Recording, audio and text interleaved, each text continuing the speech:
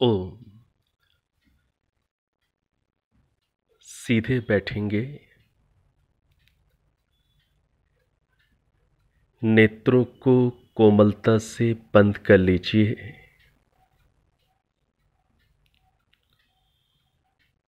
अपनी सांसों को अनुभव करते हुए इन सांसों को देने वाले परमात्मा की सत्ता के प्रति अंदर सजग बनिए, जागरूक बनिए।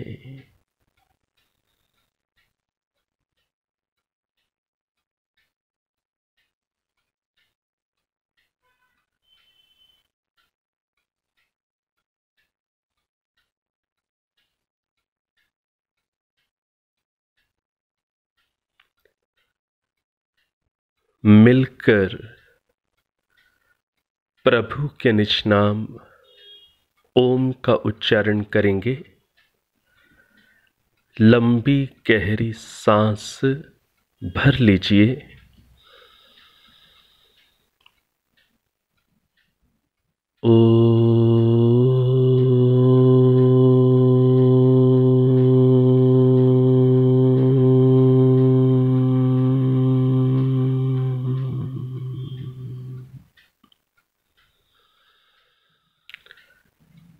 सहना भवतु सहनौ भुनक्तु सह वीर्यं करवावहै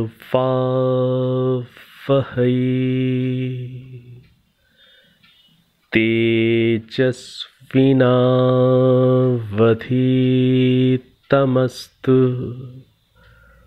मा विद्विषावहै। ओम शांति शांति शांति।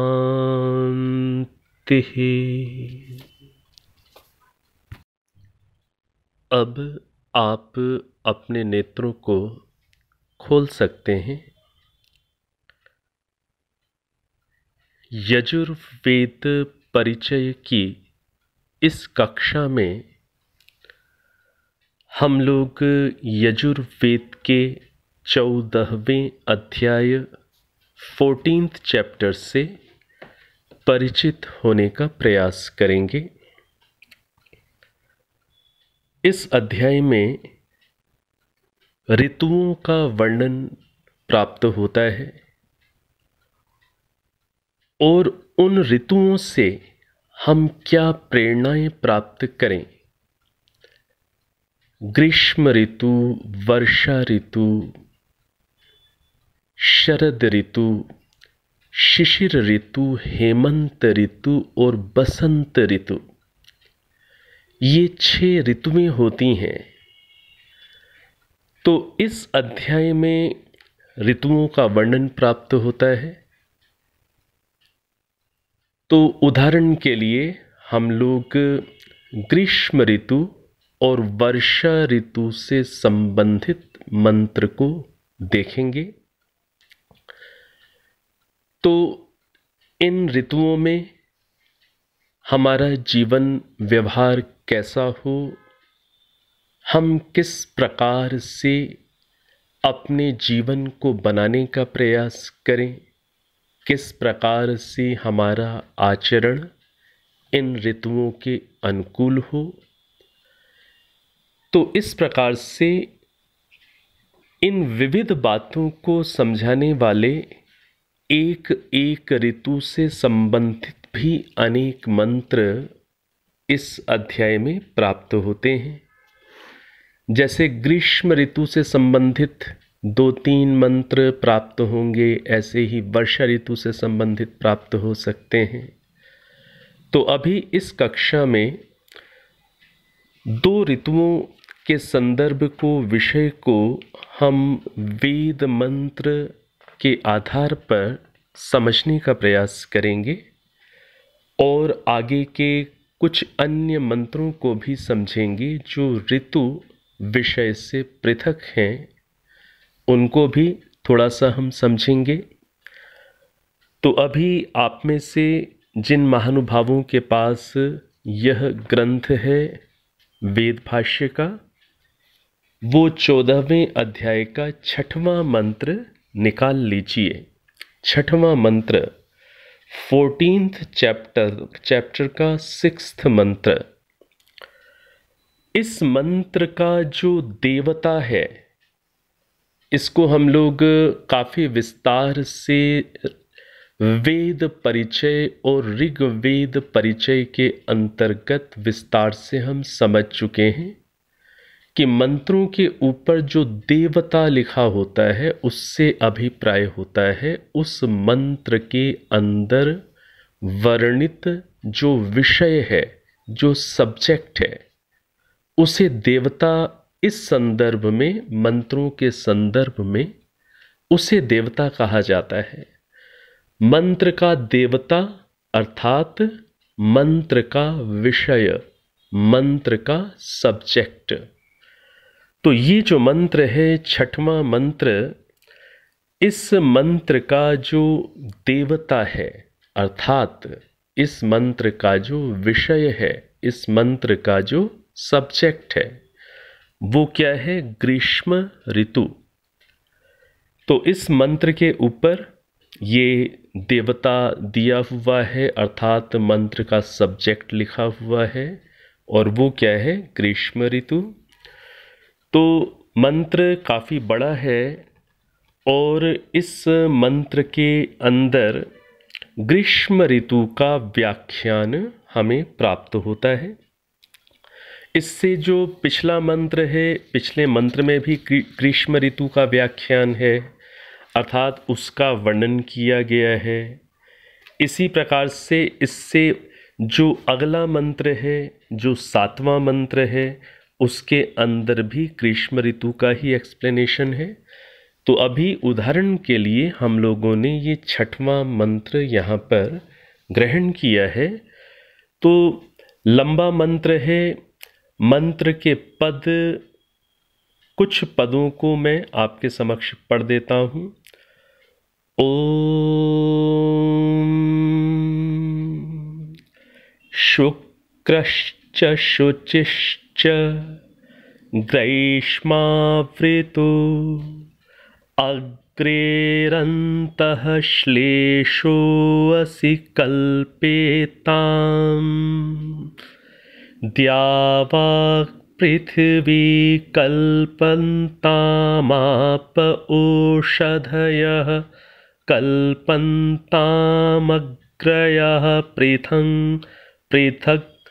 पृथङ् मम ज्येष्ठ्याय सव्रताः ये अग्नयः समनसोऽन्तरा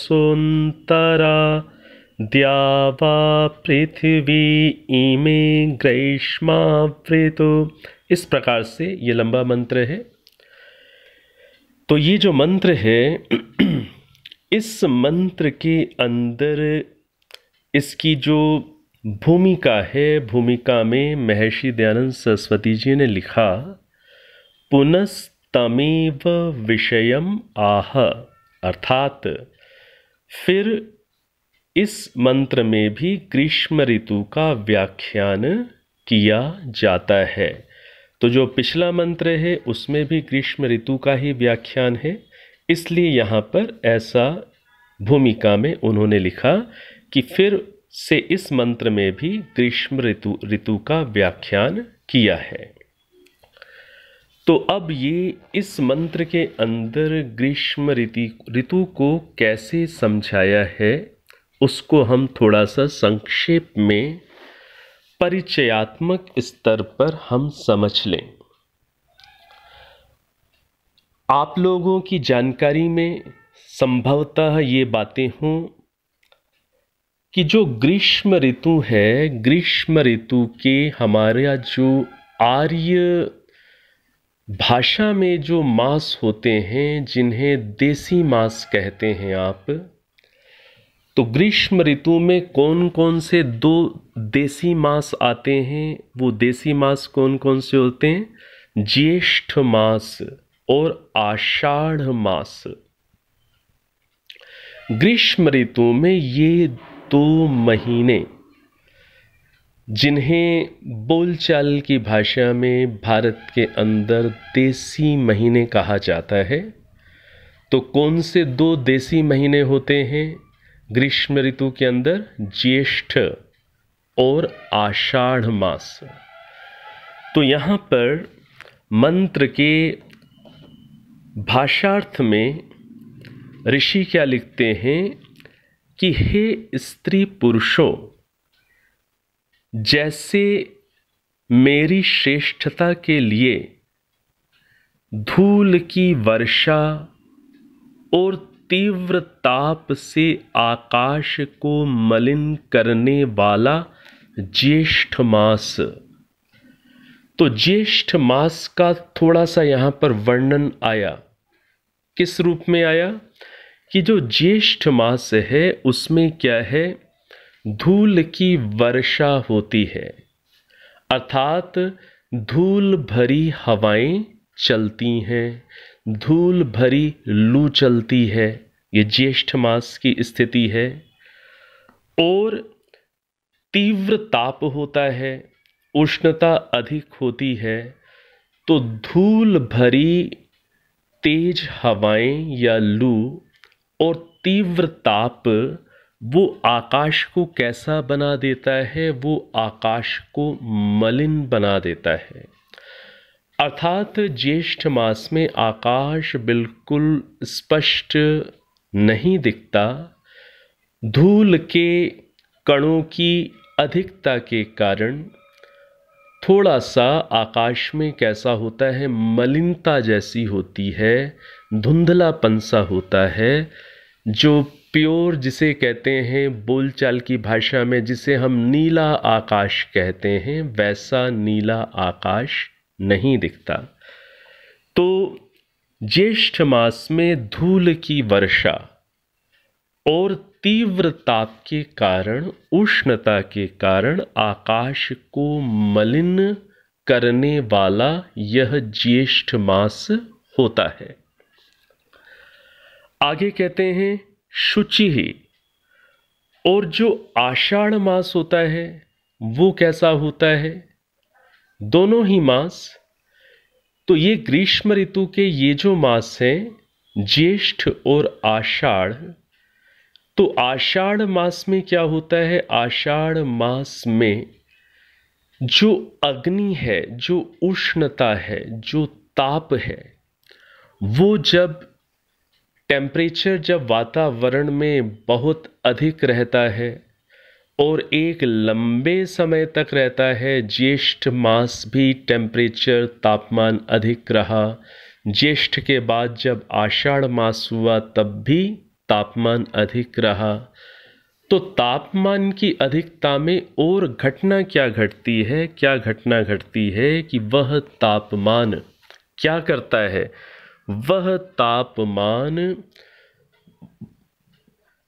वायुमंडल को शुद्ध भी करता है।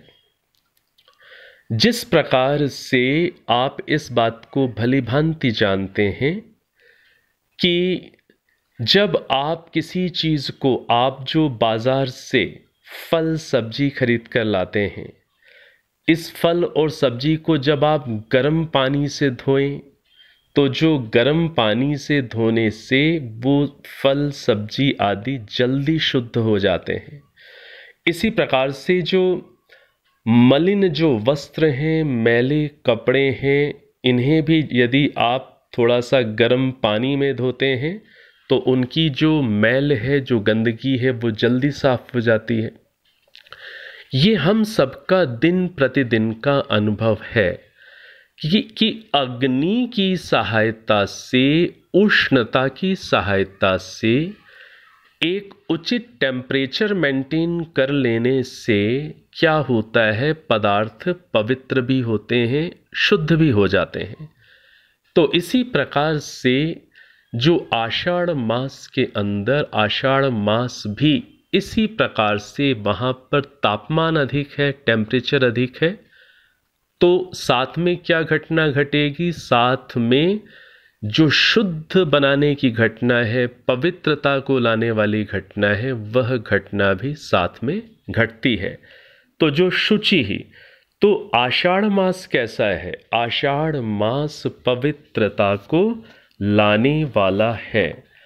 आषाढ़ मास पदार्थों को शुद्ध करने वाला है। पदार्थों को, प्रकृति के जो पदार्थ हैं उनको वो शुद्ध करने वाला है, पवित्र करने वाला है। उदाहरण हमने समझा कि जिस प्रकार से गर्म पानी में उस उष्णता के कारण, उस टेम्परेचर के कारण, गर्म पानी में उस अग्नि तत्व के कारण जिस प्रकार से हमारे वस्त्र अच्छे से साफ हो जाते हैं, उसी प्रकार से आषाढ़ मास में तापमान अधिक होने के कारण जो प्रकृति के जो पदार्थ हैं वो भी शुद्ध होते हैं, वो भी पवित्र बनते हैं। तो ग्रीष्म मास, तो जो ग्रीष्म ऋतु है, ग्रीष्म ऋतु में ज्येष्ठ मास और आषाढ़ मास, तो इन मासों में क्या घटना घट रही है इस मंत्र के अनुसार? कि धूल भरा वातावरण बन जाता है, धूल की वर्षा भी होती है, तापमान अधिक होता है और आकाश मलिन होता है, और जो पदार्थ हैं वो तीव्र तापमान के कारण पवित्र भी होते हैं, शुद्ध भी होते हैं। तो ये यहाँ पर इस रूप में, ये प्रारंभ में ये बात यहाँ पर कही गई। अब आप इसके पदार्थ को, आप इस मंत्र के पदार्थ को अपनी ओर से भी बार बार पढ़ने का प्रयास करिएगा, आपको बातें समझ में आएंगी। और जो भावार्थ है, भावार्थ के अंदर क्या लिखा हुआ है ऋषि ने? इस मंत्र में उपमा अलंकार है। अब बसंत ऋतु के व्याख्यान के पश्चात ग्रीष्म ऋतु की व्याख्या की जाती है। तो अर्थात इससे पहले के अध्याय में और कुछ इस अध्याय में भी बसंत ऋतु का प्रकरण पूरा हो चुका था। अब उसके पश्चात यहाँ पर ऋषि कह रहे हैं कि बसंत ऋतु के व्याख्यान के पश्चात ग्रीष्म ऋतु की व्याख्या की जाती है। आगे लिखते हैं, हे मनुष्यों, तुम जो पृथ्वी में स्थित तथा शारीरिक, आत्मिक और मानसिक अग्नियां हैं, जिसके बिना ग्रीष्म ऋतु का संभव नहीं है, उनको जानकर एवं उपयोग करके सबको सुख प्रदान करो। तो इसको अब थोड़ा सा हम सरल भाषा में समझने का प्रयास करें भावार्थ को। तो जैसे अभी हमने समझा कि ग्रीष्म ऋतु में तीव्र ताप तथा धूल से ज्येष्ठ मास आकाश को मलिन करता है, और आषाढ़ मास तीव्र गर्मी के कारण, उष्णता के कारण सब पदार्थों को शुद्ध करता है। ये बात अभी हमने समझी थी। इन दोनों ही मासों में प्रचंड ताप होने से, प्रचंड, प्रचंड का अर्थ होता है बहुत तीव्र, तो इन दोनों मासों में प्रचंड ताप होने से सब अग्निमय हो जाता है। अब इस चीज को भी समझिए, जब तापमान अधिक होता है तो उस समय एक और घटना घट रही होती है। क्या घटना घट रही होती है? कि जो पृथ्वीस्थ अर्थात भूमि में जो जल की राशि है, समुद्रों में जो जल है, नदियों में, तालाबों में, नालों में जो जल की राशि है, जो जल है, जब तापमान अधिक हो गया है धरती पर, तो पदार्थ पवित्र हो रहे हैं और साथ साथ एक घटना और घटती है। आप सभी जानते हैं साइंस की इस बात को कि समुद्र का जो जल है, नदियों का जो जल है, वो तीव्र ताप के कारण वो क्या होता है, वेपोराइज्ड होता है, उसका वाष्पीकरण होता है। तो जल वाष्प के रूप में अग्नि के कारण ग्रीष्म ऋतु में वो तीव्रता से ऊपर उठता है और ये वाष्प के रूप में, वेपर्स के रूप में, ये ऊपर उठा हुआ जल ही अगली ऋतु की तैयारी कर रहा है। ग्रीष्म ऋतु के बाद कौन सी ऋतु आनी है अभी? वर्षा ऋतु। तो ग्रीष्म ऋतु के बाद वर्षा ऋतु आनी है, तो ग्रीष्म ऋतु में उसकी तैयारी शुरू हो जाएगी। तापमान अधिक हो गया तो वेपोराइजेशन अधिक हो गया, वाष्पीकरण अधिक हो गया, तो क्या होगा कि बादलों का निर्माण सूक्ष्म रूप में पहले होगा, फिर वो सघन हो जाएंगे और सघन होकर जब वो भारी होने लग जाएंगे तब वर्षा ऋतु का प्रारंभ हो जाएगा। तो क्या होता है, दोनों मासों में प्रचंड ताप होने से सब अग्निमय हो जाता है। उससे वर्षा होने से विभिन्न प्रकार की फिर औषधियां पैदा होती हैं। तो जब आगे वर्षा होगी तो क्या होगा, विभिन्न प्रकार की औषधियां, विभिन्न प्रकार की वनस्पतियां, जड़ी बूटियां पैदा होती हैं। जब वर्षा होती है तब हम सभी इस बात को देखते हैं, जानते हैं, अनुभव करते हैं कि बिल्कुल जो सूखी सी बंजर सी जमीन थी वो भी हरी भरी होने लग जाती है। उसमें भी विभिन्न प्रकार की जड़ी बूटियां, औषधियां, वनस्पतियां पैदा होने लग जाती हैं। तो यहाँ क्या कह रहे हैं कि उसके पश्चात वर्षा होने से विभिन्न प्रकार की औषधियां उत्पन्न होती हैं। अब यहाँ पर शिक्षा क्या है? वेद मंत्रों के अंदर जहाँ पर इस प्रकार से ऋतुओं का वर्णन है, वहीं पर फिर उन्हीं ऋतुओं के आधार पर हम मनुष्यों के लिए उपदेश भी है, शिक्षा भी है। और वो जो शिक्षा है, वो शिक्षा किस प्रकार से समझी जाती है? जब हम उस वेद मंत्र के अंदर छुपे हुए अलंकार को समझ लें।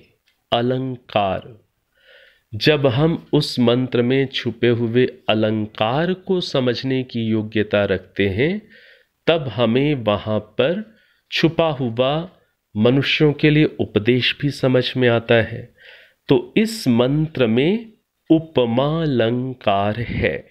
उपदेश क्या है कि जैसे ग्रीष्म ऋतु में जल की जो राशि है, जो जल है, वो वाष्प के रूप में आगे बादलों का निर्माण करेगा, फिर उससे वर्षा होगी, वर्षा से फिर उपयोगी औषधियाँ, वनस्पतियाँ, कंद, फल, ये सब उत्पन्न होंगे। तो वैसे ही उपदेश क्या है?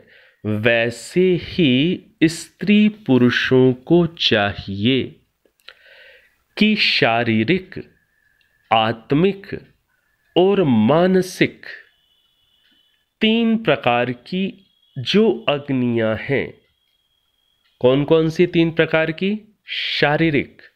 शारीरिक अग्नि, वो क्या है? जठराग्नि।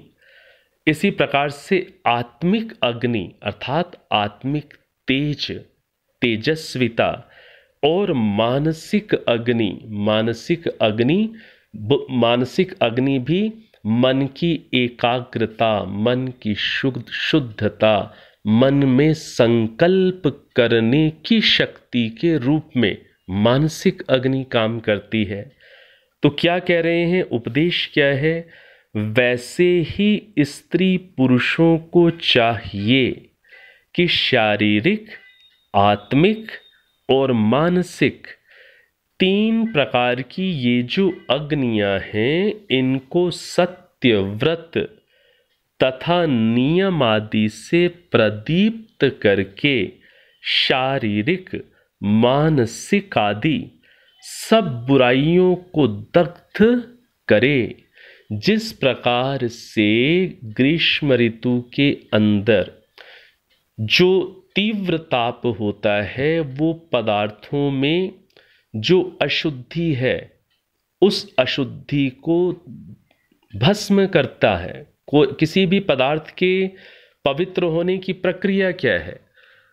जब तापमान अधिक हो जाता है तब उस तीव्र तापमान के कारण उसकी जो अशुद्धियां हैं वो नष्ट होती हैं। तो जिस प्रकार से ग्रीष्म ऋतु के अंदर तीव्र ताप जगत के पदार्थों के दोषों को, अशुद्धियों को भस्म करता है और भस्म करके फिर उनमें अपना उचित मात्रा में तेज एक पोषक के रूप में प्रवेश कराकर उन्हें वह पुष्ट भी करता है। तो जिस प्रकार से तीव्र ताप पदार्थों की अशुद्धि को भस्म कर देता है, उसी प्रकार से सत्य, व्रत, नियम आदि का पालन करके हम अपने अंदर जो मानसिक, आत्मिक और शारीरिक ये अग्नियां प्रदीप्त करेंगे। इसका उद्देश्य क्या है कि हम भी अपने दोषों को, अपनी बुराइयों को उसी प्रकार से दग्ध करें, भस्म करें। जिस प्रकार से ग्रीष्म ऋतु में तीव्र तापमान में उन पदार्थों की अशुद्धि भस्म हुई, उसी प्रकार से हम अपने मानसिक दोषों को भी हम दग्ध करें, हम भस्म करें और दिव्य गुणों का अपने मन में, आत्मा में, शरीर में हम प्रवेश कराएं। जिस प्रकार से वाष्प के रूप में जल ऊपर जाकर बादल बनकर जब बरसता है तब वो क्या करता है? उत्तम उत्तम औषधियां भी पैदा करता है। उसी प्रकार से हम अपने अंदर की बुराइयों को दग्ध करें और अपने अंदर सद्गुण रूपी दिव्यता को भी हम अपने अंदर लेकर आएं। तो यहाँ पर ये उपदेश छुपा हुआ है। जब आप इसके पदार्थ को बार बार गहराई से पढ़ेंगे तो आपको ये छुपा हुआ उपदेश भी समझ में आएगा और आप वहाँ पर अलंकार को भी संभवतः आप पहचान पाएं, छुपे हुए उपदेश को समझ पाएं। और इस मंत्र के अंदर एक उपदेश और छुपा हुआ है। वो उपदेश क्या छुपा हुआ है? मंत्र के अंत भाग में आता है, इमे द्यावा पृथ्वी ध्रुवे अंगिरस्वत सीदतम। यहाँ पर उपदेश छुपा हुआ है। वो उपदेश क्या है? मैं सरल भाषा में आपके समक्ष कहूँ। वो उपदेश ये है कि ग्रीष्म ऋतु के अनुसार हमें अपने जीवन को बनाकर आकाश के समान और प्रकाश के समान स्थिर करना चाहिए। तो ग्रीष्म ऋतु के अनुसार हमें अपने जीवन को बनाना है। अभी हमने समझा ना कि ग्रीष्म ऋतु के अंदर क्या क्या घटना घटी। पदार्थ पवित्र बने और पवित्र बनने की प्रक्रिया में पहले उनकी अशुद्धि भस्म होगी, फिर वो पवित्र बनते हैं। इसी प्रकार से हम सत्य, व्रत आदि नियमों को धारण करके अपने अंदर तेजस्विता को, अग्नि को प्रदीप्त करके हम भी अपने जीवन की बुराइयों को दग्ध करें और पवित्र बने। ये तो ग्रीष्म ऋतु से हमने उपदेश ग्रहण किया। और क्या चीज आ रही है इस मंत्र के अंदर कि हम इमे द्यावा पृथ्वी ध्रुवे अंगिरस्वत सीदतम। यहाँ पर क्या उपदेश हमें प्राप्त हो रहा है कि हम जीवन में प्रकाश और आकाश की तरह स्थिर स्वभाव वाले हों। आकाश के समान हम स्थिर हों। आकाश में जो बादल हैं, बादलों में तो आपको गति दिखाई देती है, लेकिन वो बादल जिस आकाश में गति कर रहे हैं वो आकाश तो बिल्कुल स्थिर है। तो हम भी जीवन में आकाश के समान और प्रकाश के समान कैसे हो? स्थिर हो। तो यहां पर स्थिरता का भी उपदेश छुपा हुआ है। तो अब ये समझना है कि वेद मंत्र के अंदर उपदेश ऋतुओं के वर्णन के साथ साथ वहाँ छुपे हुए उपदेशों को हम तब समझ पाएंगे या पाते हैं जब हम वहाँ छुपा हुआ अलंकार भी समझते हों। तो वेद मंत्रों के अर्थों को समझने के लिए हमें थोड़ा सा अलंकार को भी समझना पड़ता है, फिर हम वहाँ छुपे हुए उपदेशों को समझ पाते हैं। अब जो हम सामान्य लोग हैं जिनका अभी उतना गहन शास्त्रीय अध्ययन नहीं है कि वो वहाँ छुपा हुआ अलंकार पहचान सकें और फिर वहाँ छुपा हुआ अपने जीवन से संबंधित उपदेश भी ग्रहण कर पाए। अब महर्षि दयानंद सरस्वती जी के पास उनको इतना समय नहीं मिला और ना ही ये ऋषियों की शैली है कि वो एक एक चीज को बड़ा खोल खोल करके समझाए। ऐसी ऋषियों की शैली हमें नहीं देखने को मिलती शास्त्रों के अंदर। वो अपनी बातों को बहुत सूक्ष्म रूप में गहराई के साथ कहते हैं। उनकी जो सूक्ष्मता है, उसमें जो गहराई है, उसे समझने समझाने के लिए ही फिर हमें किसी, जिसे कहें किसी अध्यापक की या टीचर की आवश्यकता पड़ती है। तो महर्षि दयानंद सरस्वती जी के भाष्य को हम अच्छी प्रकार से समझ पाएं, इसके लिए उनके भाष्य को समझाने वाली कोई टीका भी होनी चाहिए, अर्थात उनके भाष्य के ऊपर भी कमेंट्री होनी चाहिए। उनका जो भाष्य है वो भाष्य प्रायः जो देखने में आता है कि प्रायः लोग केवल मंत्रों के भावार्थ को पढ़ पाते हैं और भावार्थ ही लगभग उन्हें समझ में आता है।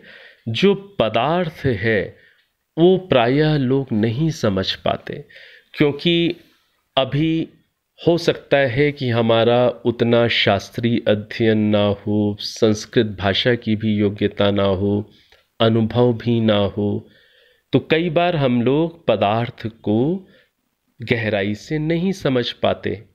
तो हमारा फोकस किस में रहता है? हम सभी का फोकस कहाँ हो जाता है? भावार्थ में हो जाता है, क्योंकि वो हमारे लिए सरल पड़ता है। लेकिन ये भी सत्य है कि जो पदार्थ है, जहाँ पर मंत्र के एक एक पद का अर्थ किया गया है, वहाँ पर भी बहुत सूक्ष्म उपदेश और बातें छुपी हुई हैं, जो अभी शायद एक उदाहरण के रूप में आपके समक्ष यहाँ पर ग्रीष्म ऋतु की व्याख्या करते हुए कुछ यहाँ पर भी आपके समक्ष प्रस्तुत की गई कि ये जो बातें अभी आपके समक्ष प्रस्तुत हुई, ये बातें हो सकता है पहली ही दृष्टि में, दूसरी दृष्टि में आपको सीधे ना दिखे पदार्थ के अंदर, बार बार पढ़ें तो शायद ये बातें दिखने लग जाए। तो अब इतनी मेहनत एक जन सामान्य तो शायद महर्षि दयानंद सरस्वती जी के भाष्य को समझने के लिए नहीं कर पाएगा। तो इसके लिए आवश्यकता क्या है? इसके लिए आवश्यकता यह है कि महर्षि दयानंद सरस्वती जी के भाष्य पर भी टीकाएं लिखी जाएं। अर्थात उनको भी खोल करके समझाया जाए।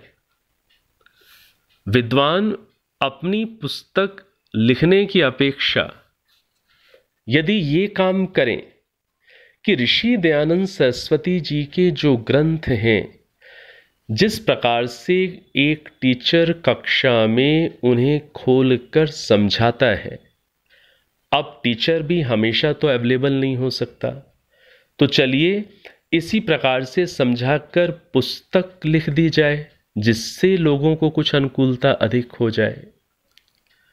तो मेरे विचार से आप भी ये बात अनुभव करते होंगे कि हाँ, इसे भी थोड़ा सा व्याख्या करके समझाने वाली पुस्तक भी हमारे पास हो, कि महर्षि दयानंद सरस्वती जी के यजुर्वेद भाष्य को समझाने वाला भाष्य भी हो हमारे पास। तो आपकी जानकारी के लिए मैं आपको बहुत एक प्रसन्नता का मैं आपको एक जानकारी आपके साथ शेयर कर रहा हूं। आर्य समाज के एक बहुत अच्छे विद्वान पंडित सुदर्शन देव जी, उन्होंने बहुत अच्छा काम किया। उन्होंने बहुत परिश्रम करके महर्षि दयानंद सरस्वती जी के यजुर्वेद भाष्य पर उन्होंने अपनी टीका लिखी। टीका किसे कहते हैं? अर्थात उस भाष्य को समझाने वाला जो व्याख्यान है, जो एक्सप्लेनेशन है, उसे टीका कहते हैं। तो पंडित सुदर्शन देव जी ने, जो आर्य समाज के बहुत अच्छे विद्वान हुए, उन्होंने इस बात को बहुत अनुभव किया होगा कि लोग केवल भावार्थ पढ़ करके ही रह जाते हैं, उन्हें पदार्थ ठीक से समझ में ही नहीं आता।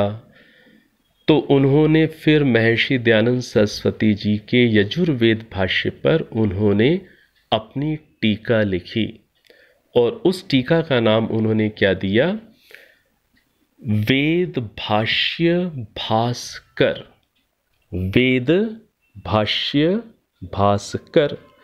तो यजुर्वेद भाष्य भास्कर मतलब यजुर्वेद का जो भाष्य है महर्षि दयानंद सरस्वती जी का, उसका भास्कर। भास्कर मतलब उसको भी प्रकाशित करने वाला, उसे समझाने वाला। वो जो कमेंट्री है, वो जो टीका है, वो यजुर्वेद भाष्य भास्कर के नाम से प्राप्त होती है।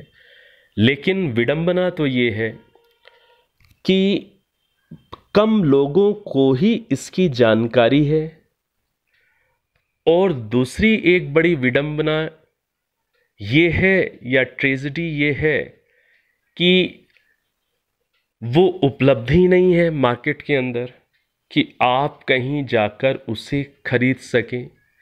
महर्षि दयानंद सरस्वती जी के यजुर्वेद भाष्य को समझाने वाली जो पंडित सुदर्शन देव जी की टीका है, वेद भाष्य भास्कर, वो उपलब्ध ही नहीं है कि आप उसे खरीद लें और आप पढ़ लें। मैं को भी जब इसके बारे में पता चला, काफ़ी वर्ष पूर्व मुझे जानकारी हो गई थी इस विषय में, तो जब मुझे इस बारे में पता चला तो मैंने भी कोशिश की कि वो ग्रंथ मुझे कहीं से खरीदने के लिए उपलब्ध हो जाए। मुझे भी कहीं नहीं मिला। फिर जो परोपकारिणी सभा है अजमेर के अंदर, वहाँ पर वो उपलब्ध था, वहाँ की लाइब्रेरी में। फिर वहाँ से बड़ा निवेदन करके, वहाँ से प्राप्त करके उसकी फिर ज़ेरॉक्स निकलवाई। तो मेरे पास भी ज़ेरॉक्स कॉपी है उसकी। तो वो उपलब्ध ही नहीं है, प्रकाशित ही नहीं हो पाया। हुआ बीच में, फिर समाप्त हो गया और दोबारा प्रकाशित नहीं हुआ। तो अब ये मन में विचार आया कि क्यों ना पंडित सुदर्शन देव जी की जो टीका है महर्षि दयानंद सरस्वती जी के यजुर्वेद भाष्य को समझाने वाली जो टीका है, जो कमेंट्री है, क्यों ना उसको टाइप कराकर लगभग 1600 पृष्ठ हिंदी वाले विभाग में बनेंगे, आर्य भाषा वाले विभाग में बनेंगे।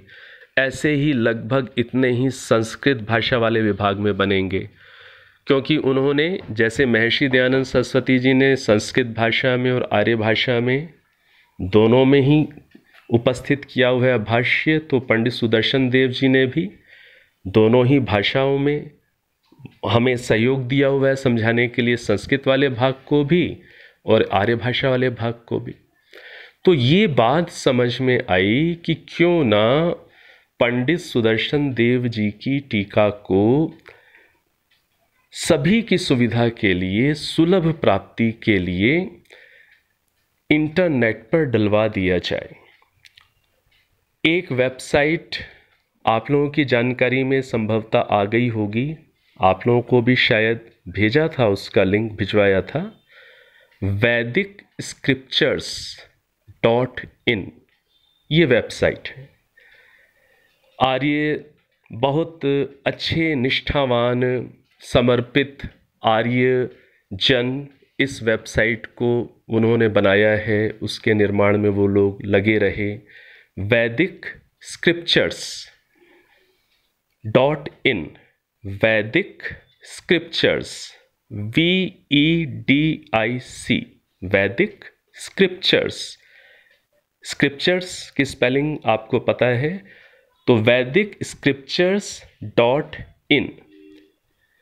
तो ये आप जब वेबसाइट ओपन करेंगे तो इसमें महर्षि दयानंद सरस्वती जी का ऋग्वेद भाष्य जहाँ तक हुआ वहाँ तक, और यजुर्वेद भाष्य पूरा, उसके साथ साथ बाकी वेद का जो भाष्य महर्षि दयानंद जी के द्वारा नहीं किया जा सका, वो अन्य आर्य विद्वानों का इस वेबसाइट में, जो निष्ठावान आर्य महानुभाव लोग हैं, उन्होंने इसे डाल रखा है। बहुत अच्छे से उन्होंने वहाँ पर उसे डाल दिया है। आप कोई भी मंत्र ढूंढना चाहते हैं तो सीधे आप उस मंत्र का पता टाइप करेंगे तो आप सीधे उस मंत्र पर पहुँच जाएंगे। बहुत अच्छे से वो वेबसाइट बनी है, अभी बिल्कुल लेटेस्ट है। तो ये विचार आया कि पंडित सुदर्शन देव जी की जो टीका है वो क्यों ना उसी वेबसाइट में यजुर्वेद भाष्य के साथ साथ, महर्षि दयानंद के यजुर्वेद के भाष्य के साथ साथ, उनके भाष्य पर जो पंडित सुदर्शन देव जी का जो परिश्रम है, जो टीका है, जिससे महर्षि दयानंद सरस्वती जी का भाष्य लोगों को समझ में आएगा, उसे भी क्यों ना डलवा दिया जाए। तो ये विचार बन गया, ये विचार हो गया। थोड़ा सा काम तो बड़ा है, लेकिन प्रयास कर रहे हैं कि सारा हिंदी का, प्रारंभ में सारा हिंदी का जो मटेरियल है, आपको बहुत, जब आप उसकी सहायता से, जब आप महर्षि दयानंद के यजुर्वेद भाष्य को पढ़ेंगे तो आप महसूस करेंगे कि वो आपके लिए सरल हो गया। तब शायद आप मेरी बात को अधिक वहाँ समझ पाएंगे कि मैं क्या आपसे कह रहा हूँ। तो ये जो टीका है, ये इसका आर्य भाषा का सारा टाइप कराकर, पहले आर्य भाषा को ही करते हैं कोशिश, इसे वहाँ डलवाया जाए, ऐसा मेरा विचार बना। और उनसे भी, जो वेबसाइट डिज़ाइनर्स हैं जिन्होंने वो तैयार की हुई है, उनसे भी निवेदन किया, उनके भी विचार में ये चीज़ थी कहीं ना कहीं। तो अब ये कार्य थोड़ा बड़ा है, लेकिन इसको शुरू कर दिया गया है। तो भविष्य में आपकी सुविधा के लिए वहाँ पर, उस वेबसाइट पर आपको पंडित सुदर्शन देव जी की टीका प्राप्त हो जाएगी। फिर उस टीका की सहायता से जब आप यजुर्वेद भाष्य को पढ़ेंगे महर्षि दयानंद सरस्वती जी के, तो आपको बहुत उत्साह मिलेगा। आपको ऐसा लगेगा कि हाँ, अब आपको चीज़ें समझ में आ रही हैं, आप भी बातों को समझ सकते हैं। तो इस रूप में यहाँ पर अभी हम लोगों ने एक ही मंत्र देखा, ग्रीष्म ऋतु का देखा। ऐसे ही जो इस अध्याय का जो 15वां मंत्र है, 15वां मंत्र, 15th मंत्र, 15th मंत्र के अंदर वर्षा ऋतु का व्याख्यान है। वर्षा ऋतु का व्याख्यान है 15th मंत्र के अंदर, वो आप देखिएगा। ग्रीष्म ऋतु में थोड़ा सा मेरे को अधिक ही समय मैंने आपके साथ यहाँ पर थोड़ा सा लग गया। मैंने सोचा तो ये था कि वर्षा ऋतु का भी व्याख्यान प्रारंभ करूँगा कुछ ना कुछ, लेकिन आप खुद देख सकेंगे, आप समझ पाएंगे। इसी के साथ साथ जो 16वां मंत्र है, 16th मंत्र है, उसमें शरद ऋतु का व्याख्यान है और आगे भी शरद ऋतु का व्याख्यान है। तो इस प्रकार से ये बात हमें स्पष्ट हुई कि यहाँ पर इस अध्याय में ऋतुओं का व्याख्यान है और ऋतुओं के व्याख्यान में अलंकार को समझेंगे जब, तो वहाँ पर हम मनुष्यों के लिए उपदेश छुपे हुए हैं, जैसे हमने ग्रीष्म ऋतु के संदर्भ में समझे। तो ये वर्षा ऋतु का थोड़ा सा आप अपने आप देखिएगा, और जब पंडित सुदर्शन देव जी की जब टीका आ जाएगी तब आपको सरलता हो जाएगी और बेहतर ढंग से महर्षि दयानंद सरस्वती जी के भाष्य को समझने के लिए। अब आइए थोड़ा सा कुछ नया प्रसंग भी हम लोग देखें। इस अध्याय का जो 19वां मंत्र है, 19th मंत्र, 19th मंत्र देखिए। 19th मंत्र क्या है? ओम पृथ्वी छंदो अंतरिक्षं छंदो द्यौश्छन्दः समाश्छन्दो नक्षत्राणि छंदो वाक्छन्दो मनश्छन्दः कृषिश्छन्दो हिरण्यं छन्दो गौश्छन्दो जाच्छन्दो श्वः छन्दः। अब देखिए, आप में से जिनके समक्ष ये मंत्र है वो स्पष्ट रूप से देख पा रहे होंगे क्या लिखा हुआ है। पृथ्वी छंदो अंतरिक्षम छंदो गौश्छन्दः समाश्छन्दो नक्षत्राणि छंदो वाक्छन्दो मनश्छन्दः कृषिश्छन्दो हिरण्यं छन्दो गौश्छन्दो अजाच्छन्दो अश्वः छन्दः। तो ये जो छंदो है, ये वास्तव में पद क्या है? छंद। छंद वो संधि के नियमों के कारण वहाँ छंदः की जगह क्या हो गया? छंदो। तो जो छंद है, ये छंद तो आप लोगों ने खूब सुना हुआ है, ये शब्द आप लोगों ने सुना ही हुआ है। और हम लोगों ने वेद परिचय की कक्षा में भी इस बात को समझा हुआ है कि मंत्रों के ऊपर जो 4 चीज़ें लिखी होती हैं, क्या लिखा होता है? मंत्रों के ऊपर ऋषि लिखा होता है, देवता लिखा होता है, छंद लिखा होता है और स्वर लिखा होता है।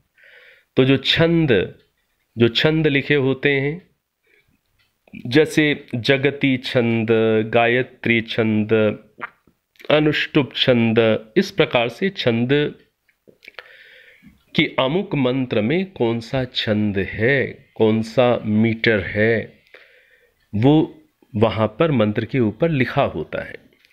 तो छंद, इस पद से आप इस रूप में तो परिचित हैं। अब यहाँ पर इस मंत्र को यदि एक सामान्य संस्कृत जानने वाला, जिसको अभी अलंकार क्या होते हैं स्पष्ट नहीं है, जिसका गहरा शास्त्रीय अध्ययन नहीं है।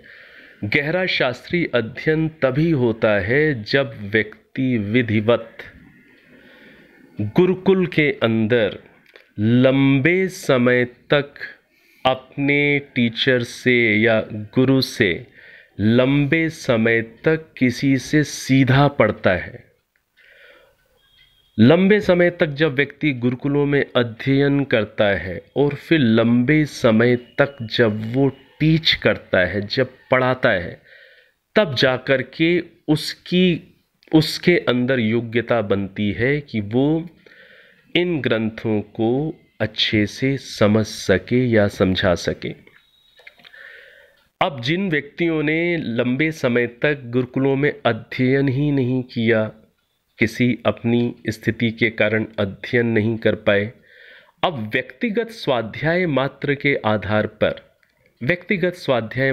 आधार पर इन ग्रंथों को पूरा नहीं समझा जा सकता। जैसे मैंने कभी आपसे कहा भी था कि सत्यार्थ प्रकाश को क्या आप अपने आप पढ़कर पूरा का पूरा समझ लेते हैं? मेरे को तो लगता है बहुत कठिन है। वहाँ पर भी हमें कोई मेंटोर चाहिए, कोई मार्गदर्शक, कोई गाइड चाहिए जो हमें समझाए। हम जिस प्रकार से सत्यार्थ प्रकाश को पूरा नहीं समझ पाते अपने आप पढ़कर, इसी प्रकार से ये जो ग्रंथ हैं, वो चाहे दर्शन हैं, चाहे उपनिषद हैं, चाहे व्याकरण है, चाहे निरुक्त, छंद, ब्राह्मण ग्रंथ, आरण्यक ग्रंथ, जो भी हमारे आर्ष ग्रंथ हैं, इनको अपने आप पूरा समझ पाना बड़ा कठिन, क्या असंभव जैसा है। तो एक व्यक्ति जिसने अभी सामान्य संस्कृत ही पढ़ी है और जिसने अभी ग्रंथों को अभी विधिवत नहीं पढ़ा हुआ, तो एक व्यक्ति इस मंत्र को कैसे देख सकता है? पृथ्वी छंदः, अंतरिक्षम छंदः, द्यौश्छंदः। तो व्यक्ति को ये लग सकता है ना कि इस मंत्र में तो सीधा लिखा हुआ है। क्या लिखा हुआ है? कि ये जो पृथ्वी है वो छंद है, अंतरिक्ष छंद है, द्युलोक भी छंद है, नक्षत्र भी छंद हैं, वाक, मन, कृषि सब छंद हैं, सोना, हिरण्य वो भी छंद है, गौ भी छंद है, अजा मतलब बकरी वो भी छंद का ही रूप है, और अश्व अर्थात घोड़ा वो भी छंद है। एक सामान्य दृष्टि से कोई सामान्य संस्कृत वाला ऐसा भी अर्थ कर सकता है कि पृथ्वी, अंतरिक्ष, घोड़ा, गाय, बकरी, कृषि, मन, वाणी, नक्षत्र, वर्ष, ये सब छंद हैं। लेकिन इतना आसान नहीं है। तो समझना ये है कि गंभीर अध्ययन की आवश्यकता है, और गंभीर अध्ययन के आधार पर अब देखिए महर्षि दयानंद सरस्वती जी इस मंत्र का क्या अर्थ कर रहे हैं। जो मंत्र एक स्थूल दृष्टि से तो ऐसा लग रहा है कि जिसमें पृथ्वी, अंतरिक्ष, वर्ष, नक्षत्र, वाक, मन, कृषि, हिरण्य, गौ, अज, बकरी, अश्व, घोड़ा, एक स्थूल दृष्टि में तो ये लग रहा है कि ये मंत्र कह रहा है कि ये सब छंद हैं। लेकिन अब देखिए कि महर्षि दयानंद सरस्वती जी क्या अर्थ इसमें से हमें निकाल करके दे रहे हैं। वो चूंकि महर्षि हैं, उनका अध्ययन बहुत गहरा है, उनका चिंतन बहुत प्रगाढ़ है, उनका बड़ा लंबा अनुभव है शास्त्र परंपरा का। तो वो क्या अर्थ कर रहे हैं? भाषार्थ। वो क्या लिखते हैं? भाषार्थ। मैं भाषार्थ पहले पढ़ता हूं। हे स्त्री पुरुषों, तुम जैसे पृथ्वी, भूमि छंदः, छंदः का अर्थ क्या किया? स्वच्छंद है। एक तो इस चीज को समझ लीजिए कि छंद, ये जो छंद पद है, छंद पद का केवल एक ही अर्थ नहीं होता। छंद से ये जो मंत्र हैं हमारे, जिनमें जो विविध वर्णों के अंदर संजोए हुए, पिरोए हुए जो विभिन्न मीटर्स में ये जो मंत्र हैं, इन मंत्रों के अंदर गायत्री छंद भी है, अनुष्टुप छंद भी है, त्रिष्टुप छंद भी है, जगती छंद भी है। ये जो छंद हैं, ये जो गायत्री, त्रिष्टुप, ये जो छंद हैं, ये तो मंत्र में हैं, मंत्र के वर्णों में हैं। उन वर्णों को अर्थात अक्षरों को एक उचित रीति से जो संयोजित किया गया है अलग अलग प्रकार से, वो ही उसका छंद कहलाता है। तो एक तो छंद इस रूप में है, और जो छंद पद है उसका केवल यही अर्थ नहीं होता, छंद शब्द के तो बहुत विस्तृत अर्थ हैं। अब छंद शब्द के उस विस्तार को यदि हम समझेंगे तब हम उसी तरीके के अर्थों को ले पाएंगे, नहीं तो हर जगह हम छंद का अर्थ वेद मंत्र कर देंगे।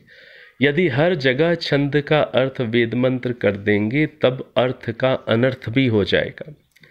तो यहाँ पर पृथ्वी छंदः, इसका ये अर्थ नहीं है कि पृथ्वी वेद मंत्र है। इसका महर्षि दयानंद सरस्वती जी क्या अर्थ कर रहे हैं कि हे स्त्री पुरुषों तुम जैसे, अब यहाँ पर वही चीज है, अलंकार को समझना होता है।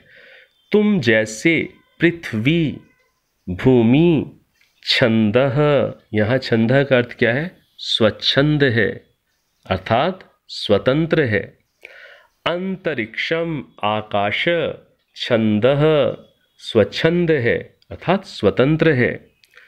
द्यौ, इसी प्रकार से समाह वर्ष, नक्षत्राणि नक्षत्र, वाक वाणी, मनः मन, कृषि कृषि, हिरण्यम सोना, गौ गौ, अजा मतलब बकरी, अश्व मतलब घोड़ा। जिस प्रकार से ये स्वच्छंद हैं, और स्वच्छंद का अर्थ भावार्थ में महर्षि ने क्या किया हुआ है? स्वतंत्र।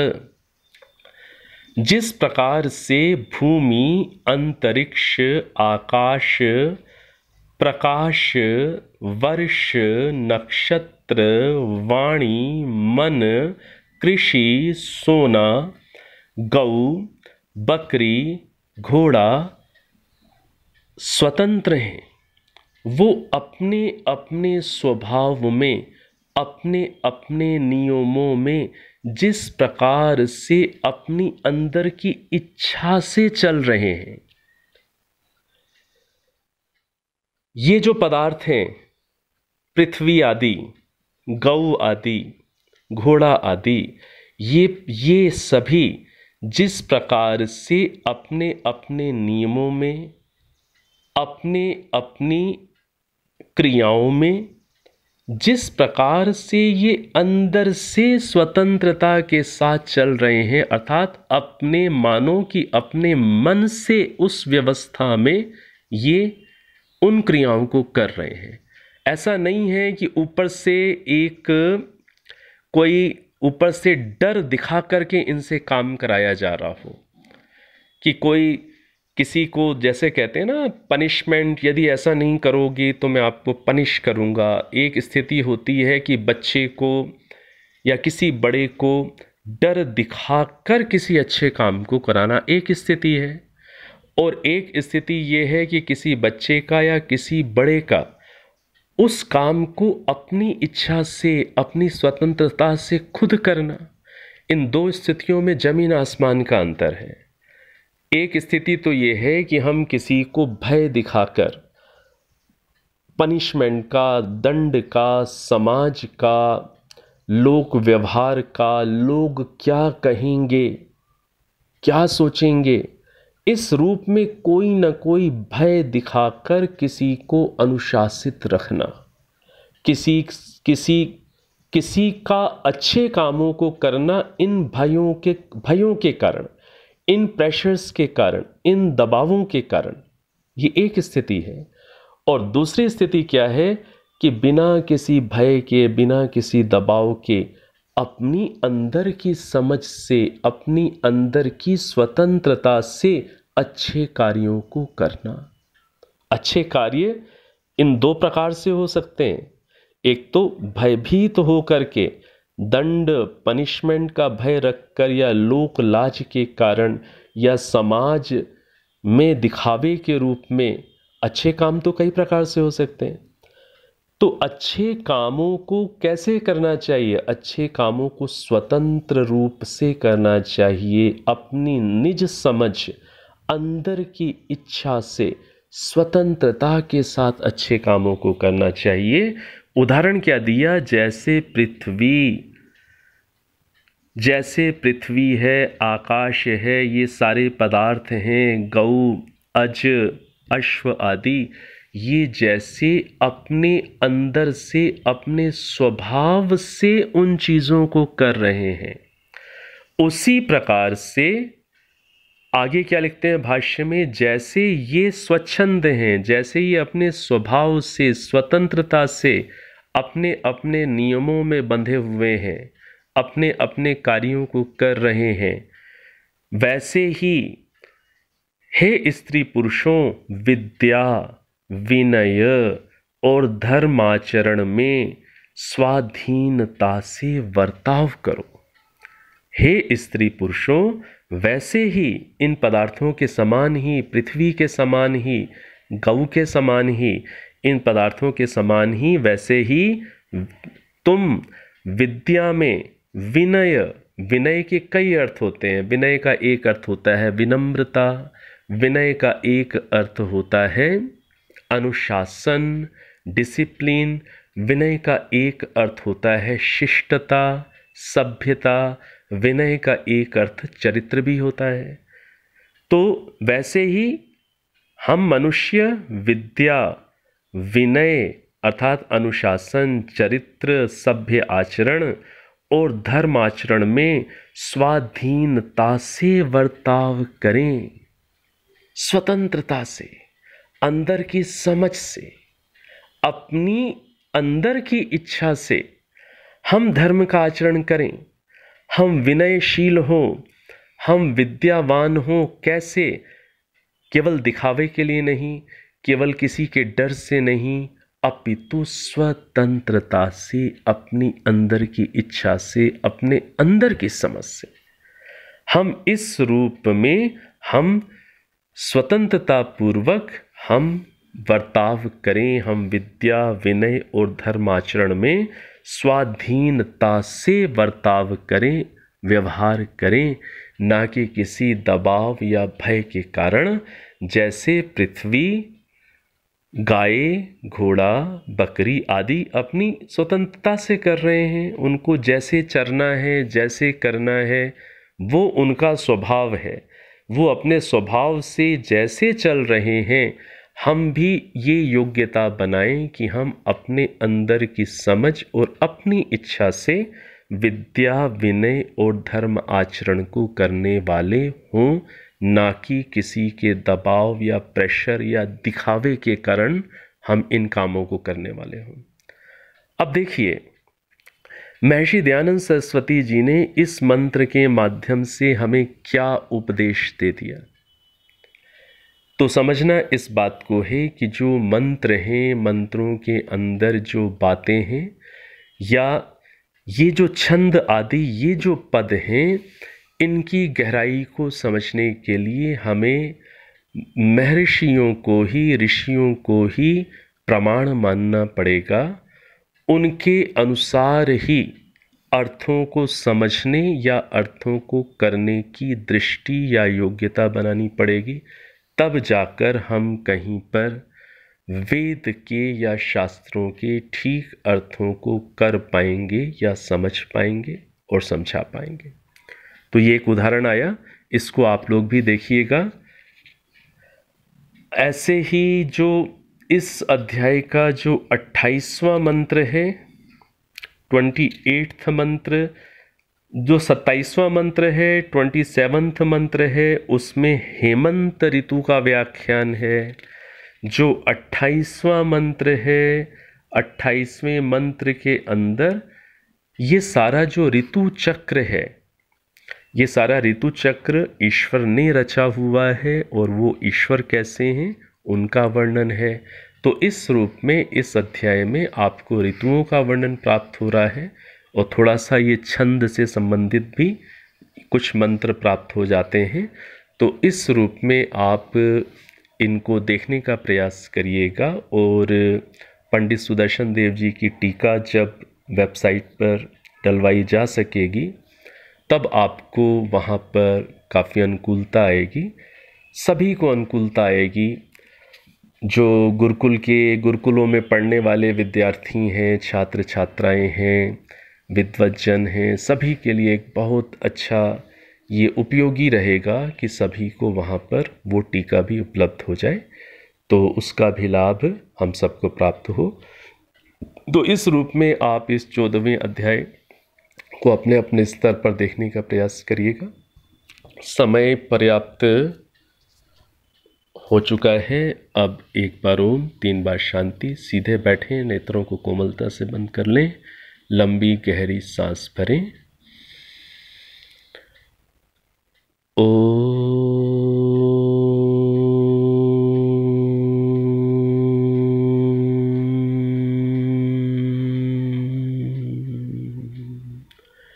शांति शांति शांति।